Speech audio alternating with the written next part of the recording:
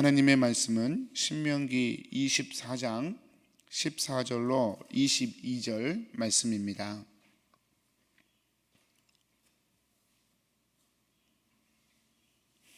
교독하겠습니다. 공궁하고 그 비난한 품꾼은 너희 형제든지 내 땅 성문에 우거하는 객이든지 그를 학대하지 말며 그 품삯을 당일에 주고 해진 후까지 미루지 말라. 이는 그가 가난함으로 그 품삯을 간절히 바람이라. 그가 너를 여호와께 호소하지 않게 하라. 그렇지 않으면 그것이 내게 죄가 될 것임이라.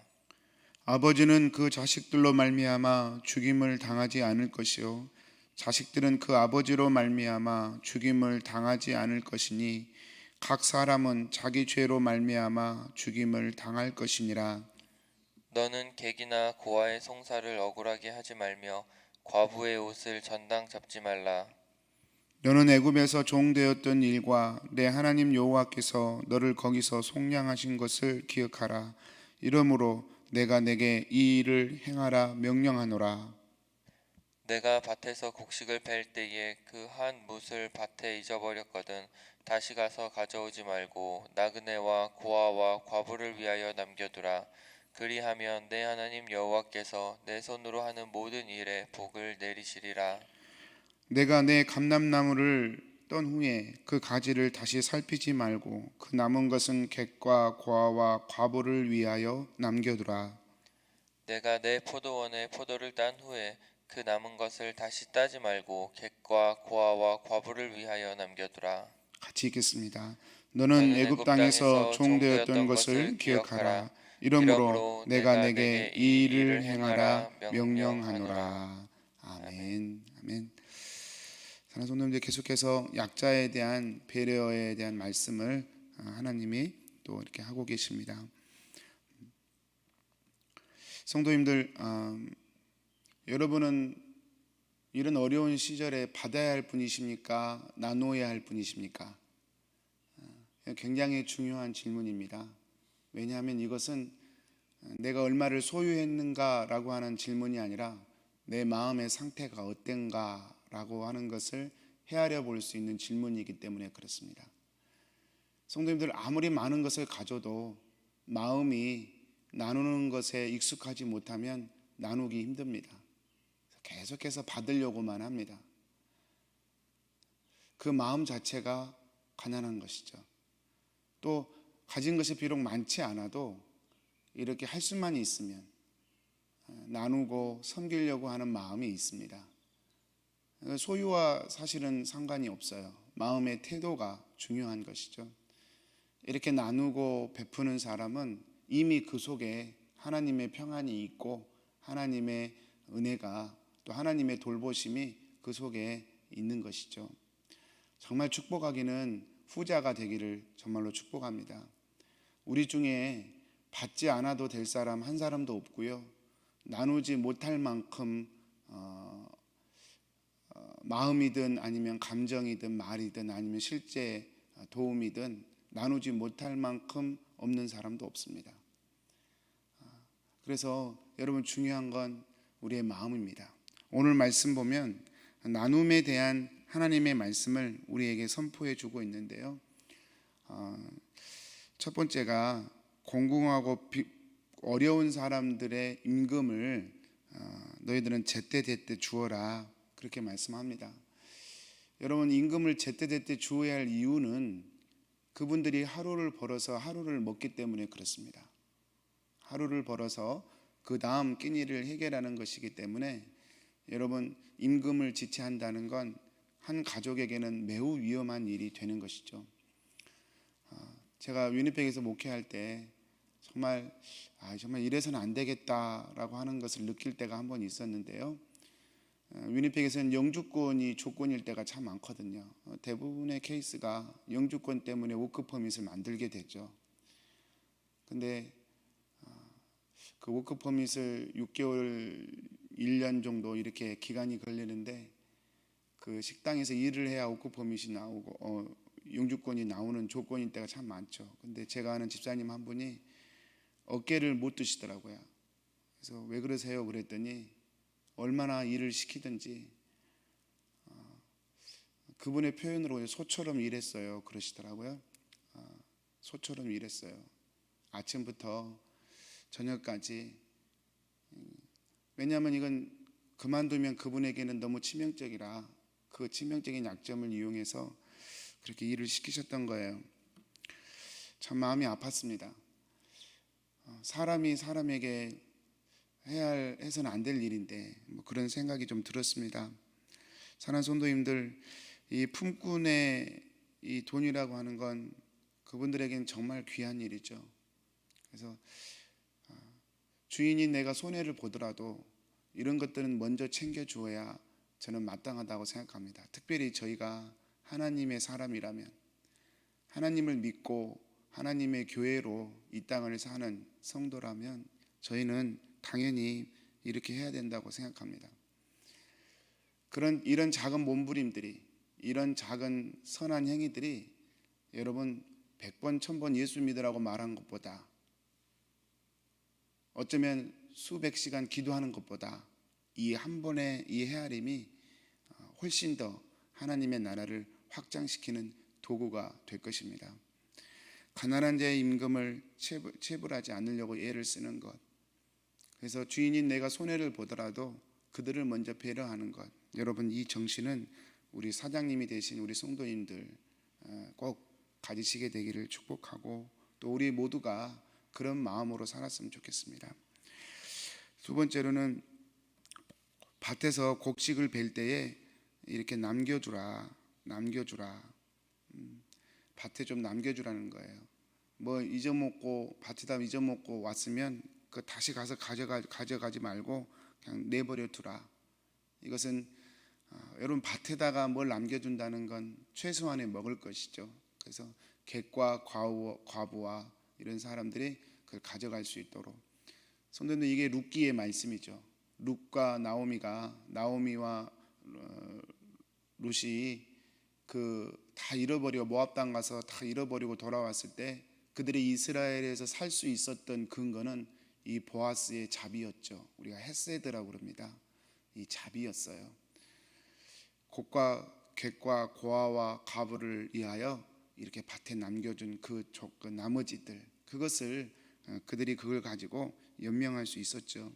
하나님께서 이스라엘에게 똑같이 말씀하십니다. 여러분, 우리에게 먹을 것이 있고 우리에게 잘 것이 있고 우리에게 우리의 삶을 해결할 수 있는 축복을 하나님이 충분히 주셨습니다. 캐나다에서 살아가는 저와 여러분은요, 세계 지구촌의 평균으로 따지자면 정말 세계 5%의 삶일 겁니다. 물론 우리 위에도 엄청나게 사시는 분들이 많이 있지만 여러분 그냥 세계적으로 평균만 따지면 캐나다에 사시는 우리는 저와 여러분은 정말 세계 5%에 드는 그런 사람일 것입니다. 이미 하나님이 저에게 풍족하게 주신 것이죠. 그래서 여러분 할 수만 있으면 자꾸 흘려보내야 합니다. 밭에 남겼던 것 또 가서 가지지 말고 악착같이 품지 말고 여러분 나머지는 잘라서 흘려보낼 수 있어야 합니다. 오늘 세 번째는 또 포도원에 포도를 떨 때, 감람나무를 떨 때, 수확할 때죠. 이것도 과일을 수확할 때 그것도 역시 남겨두라, 그렇게 얘기합니다. 곡식의 열매를 거둘 때가 있고 이 시기가 다르기 때문에 시기별로 이렇게 남겨두라, 수확물을 남겨두라, 그런 말씀이 되겠습니다. 사랑하는 성도님들, 왜 우리가 이렇게 해야 되느냐? 제가 주일날에도 살폈지만 18절과 22절에 또 한 번 하나님이 말씀하셔요. 내가 내게 이 일을 행하라 명령하노라. 이러므로 전에 뭐가 들어있습니까? 내 하나님 여호와께서 너를 거기서 속량하신 것을 기억하라. 너희 종되었던 그 자리에서 내가 너희를 건져낸 것을 기억하라. 22절에도 애굽 땅에서 종되었던 것을 기억하라. 하나님의 은혜를 기억하는 자는, 하나님의 은혜를 붙들고 사는 자는 이렇게 살 수밖에 없다, 그렇게 말씀하시는 것이죠. 어떤 백화점에서 제가 책에서 읽은 이야기인데 백화점을 매상으로 올리려고 그렇게 광고를 했답니다. 광고를 하고 이렇게 홍보를 했는데 백화점 매상이 오르지 않는 거예요. 그래서 사장님이 고민이 됐대요. 왜 이렇게 안 오르나? 모델을 잘못 썼나? 그래서 모델도 바꿔서 다시 광고도 찍어보고, 그런데 매출이 늘지 않는 거예요. 그래서 이 사장님이 도대체 왜 그런가 이게 고민하는 중에 백화점을 몰래 이렇게 순시하게 되었는데, 이렇게 순시하다 보니까 백화점 직원에게 막 항의하는 손님이 있더래요. 그래서 이렇게 보았더니 손님이 항의하는 게 불친절하다. 왜 이 백화점은 이렇게 손님들에게 불친절하냐라고 하는 항의를 받고 있더랍니다. 그래서 이 사장님이 아차 싶었대요. 아, 그렇구나. 우리 직원들 한 사람 한 사람이 친절한 사람이 되게 하는 것, 그것 자체가 백화점의 가장 큰 광고구나, 이런 깨달음이 왔더래요. 실제 있었던 이야기입니다. 사랑하는 성도님들, 오늘날 교회가 세상에서 무시를 당하고 또 교회 하면 세상 사람들이 고개를 저어버리고, 왜 그렇게 되었습니까? 우리의 불친절 때문에 그렇습니다. 우리의 여러분 딱딱한 마음 때문에 그렇습니다. 물론 본질적으로 복음에 대한 그런 잘못된 자세가 세상 사람들에게 있지만, 적어도 교회가 그분들을 향해 마음을 따뜻하게 품고 말 한마디라도 또 자세라도 겸손한 자세로 이렇게 대하지 않았기 때문에, 여러분 그게 아무리 우리가 교회 다니라고 얘기를 해도, 우리가 아무리 복음을 얘기해도 그분들에게 잘 들어가지 않는 또 다른 이유가 됩니다. 사랑하는 성도님들, 하나님을 믿는 사람의 기본적인 마음의 태도는 항상 겸손과 감사입니다.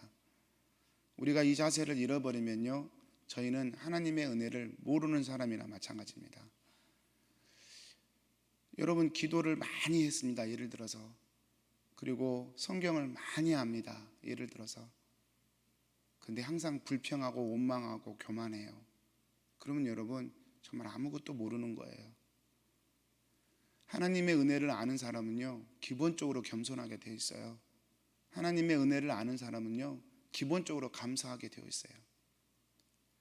우리가 그 은혜와 감사, 하나님이 베푸신 은혜를 알고 감사하면요, 그 다음에 할 수 있는 건, 여러분 할 수만 있으면 우리의 삶을 자꾸 주변 가운데 흘려보내는 그런 몸부림이죠. 사랑하는 성도님들, 우리가 몸의 건강을 위해서는 좋은 것을 먹고 마셔야 합니다. 제가 요즘에 우리 아이들 계속 집에 있다 보니까 항상 먹는 것이 문제예요.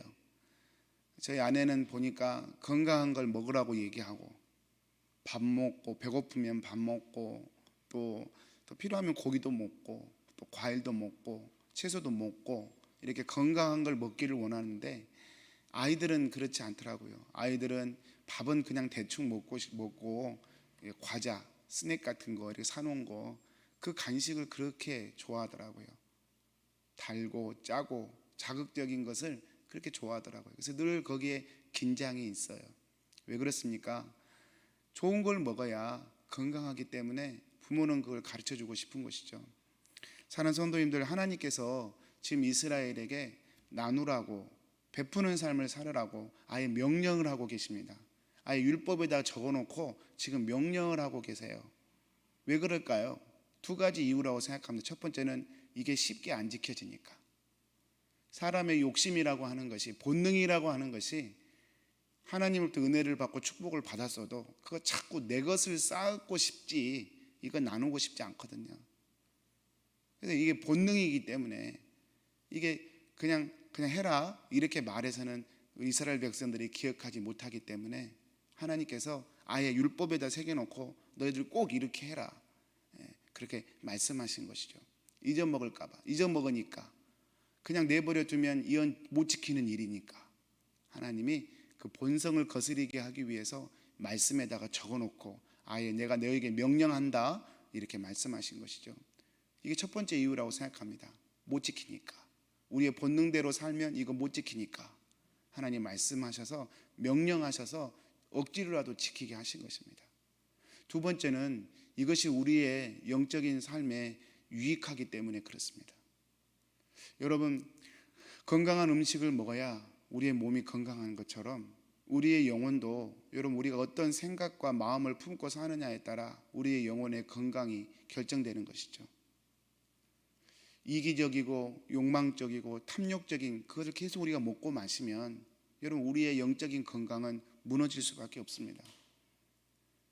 성경이 늘 우리에게 말씀하는 좋은 영양제, 감사하고 기뻐하고 겸손하고 또 할 수만 있으면 내 삶의 짜투리들을 쪼개서 주변에게 나누고, 여러분 이런 삶은요 사실은 우리에게 복인 거예요. 우리가 그렇게 살면 우리가 기쁜 거예요. 그리고 하나님께서 우리의 마음을 기쁨과 여유로 더 채우시는 거예요. 사랑하는 성도님들, 마태복음 6장에 보면 우리 예수님이 그런 말씀하십니다. 제가 한번 읽어보겠습니다. 마태복음 6장에 보면 이런 표현을 쓰셔요. 그러므로 구제할 때 외식하는 자가 사람에게서 영광을 받으려고 회당과 거리에서 하는 것 같이 너희 앞에 나팔을 불지 말라. 진실로 너희에게 이르노니 그들은 자기 상을 이미 받았느니라. 너는 구제할 때 오른손이 하는 것을 왼손이 모르게 하라. 내 구제함을 은밀하게 하라. 은밀한 중에 보시는 너희 아버지께서 갚으시리라. 하나님 아버지께서 갚으실 것이다. 은밀하게 해라. 겸손하게 해라, 그 뜻이죠.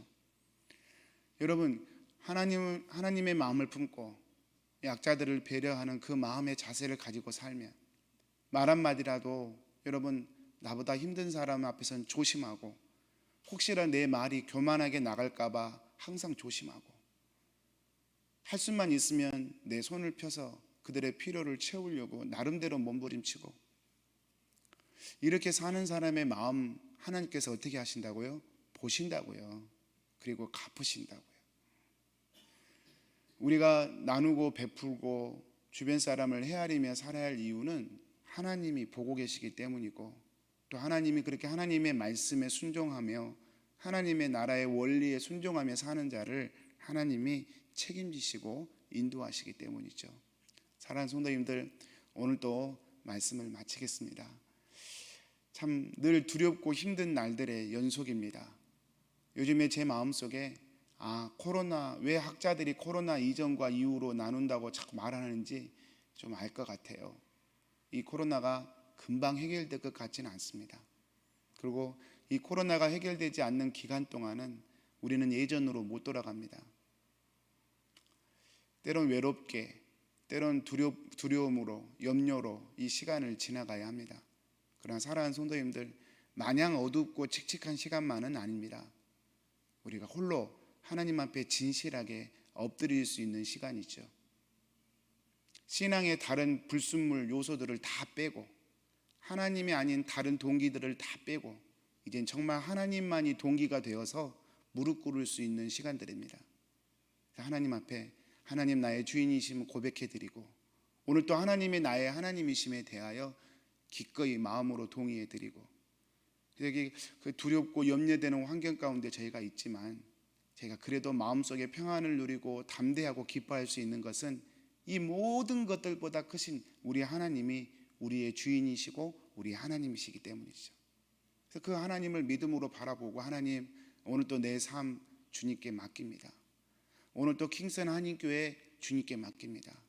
우리 사랑하는 교우들의 하루의 삶과 오늘 하루의 비즈니스와 모든 가정들을 하나님께 올려드립니다. 하나님 통치하시고 다스리시고 주님의 나라를 이루어 주십시오. 이런 믿음이 우리 안에 있을 때 우리는 이 삶을, 이 환경을 이겨나갈 수 있을 것입니다. 사랑하는 성도님들, 오늘 또 축복합니다. 저와 여러분은 하나님의 사람입니다. 하나님의 사람이에요. 하나님이 지켜주셔야 살 수 있고요, 또 하나님이 그렇게 지켜주신다고 약속하고 계셔요. 두려워하지 말고 놀라지 말고 이 하나님 안에서 오늘 또 감사와 기쁨으로, 겸손함으로, 그리고 주변에게 하나님의 나라를 흘려보내는 삶으로 저와 여러분 살아가시기를 축복합니다. 우리 기도하겠습니다. 살아계신 하나님, 오늘 또 하나님의 말씀을 듣습니다. 주님, 마음을 나누게 해주십시오. 하나님의 나라의 여유와 평강을 흘려보내는 자가 되게 해주십시오. 그리고 우리에게 주어진 물질을 또 하나님의 나라를 위하여 흘려보내는 자가 되게 해주십시오. 그래서 주님이 우리의 주인이신 삶, 우리의 삶을 지키시고 인도하시는 그 복들을 저희들이 또한 이렇게 늘 누리면서 살 수 있도록 하나님 축복하여 주옵소서. 오늘 또 우리 킹선 한인교회 우리 믿음의 식구들 한 가정들 주님께 올려드립니다. 주님, 솔직히 이 파도가 걱정이 됩니다. 그러나 믿음의 눈으로 보는 것은 이 파도보다 우리 주님의 보호하심이 더 크고 더 위대한 것임을 믿음으로 믿기에 불안해하지만은 않고 감사하고 기뻐함으로 이 오늘의 하루를 저희들이 보내기를 소원합니다. 오늘도 저희들을 지키시고 저희의 하나님이 되어 주옵소서. 예수님의 이름으로 기도합니다. 아멘. 하늘에 계신 우리 아버지여, 이름이 거룩히 여김을 받으시오며 나라의 임하옵시며 뜻이 하늘에서 이룬 것 같이 땅에서도 이루어지이다. 오늘날 우리에게 일용할 양식을 주옵시고 우리가 우리에게 죄 지은 자를 사하여 준 것 같이 우리 죄를 사하여 주옵시고 우리를 시험에 들게 하지 마옵시고 다만 악에서 구하옵소서. 대개 나라와 권세와 영광이 아버지께 영원히 있사옵나이다. 아멘.